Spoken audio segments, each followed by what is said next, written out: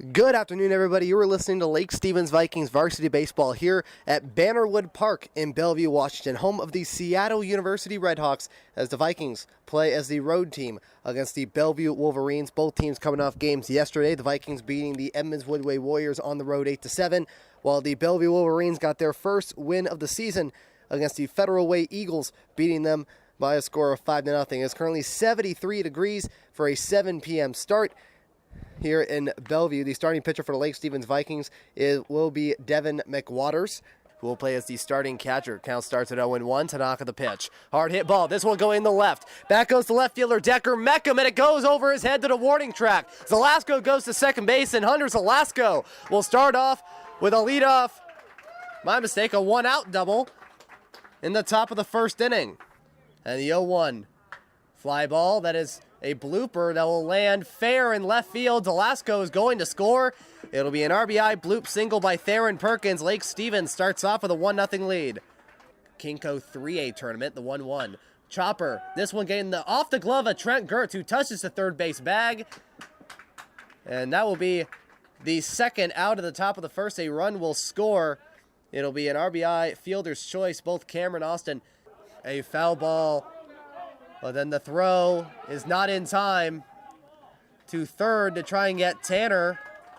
So Tanner will get a stolen base to third and will score on an error by the catcher Wayman Whiting. The score is now 3-0 Lake Stevens. It was a swing and a miss, strike two, as the manager Tate Seafried saying that was a foul ball. Will Durrell at first base, first pitch, and a slow grounder to the shortstop, who throws to second, throws to the first baseman. Is it in time? You bet it is.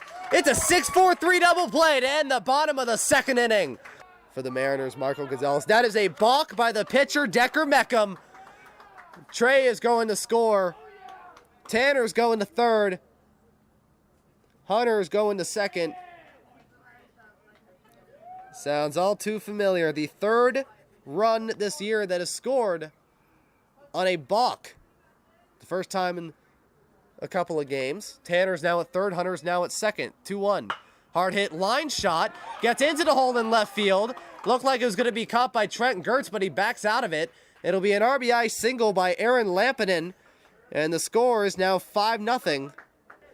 Lake Stevens, they have left 3 runners on base in the past 2 innings.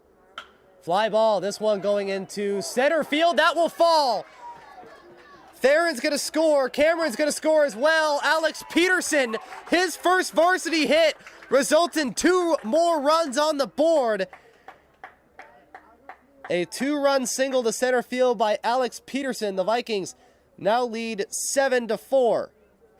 As Lake Stevens leads by the score of 7-5, they are 3 outs away from getting another Lake Stevens Viking victory. And we are now back into the bottom of the 7th inning. Lake Stevens looking to leave Bellevue and Bannerwood Park with a victory. They lead 7-5. Xander Fogel on the mound against Will Durrell. And Xander, the windup in the 2-2. Strike 3 called. He gets him looking. And Xander Fogel with strikeout number 4 on the night. It is the 10th strikeout by Lake Stevens pitching. So Meadowdale will enter Thursday's matchup without getting a single win. The 1-2 pitch deep. Not deep. Fly ball into right center field. Caught by the center fielder, Cameron Austin. I don't know why I thought that was deep. The outfielders have been playing in this whole game. The fly ball into center field. That is for out number 2.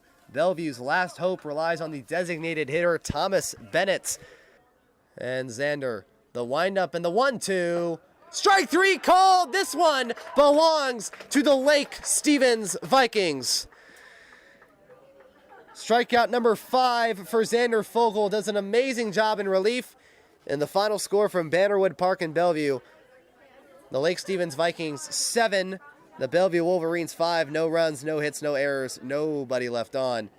The winning pitcher is Devin McWaters, who not only gets his first win of the year, he also gets his first ever win with the Lake Stevens varsity baseball team. And that also counts last season as well. And the losing pitcher is Braden Tanaka.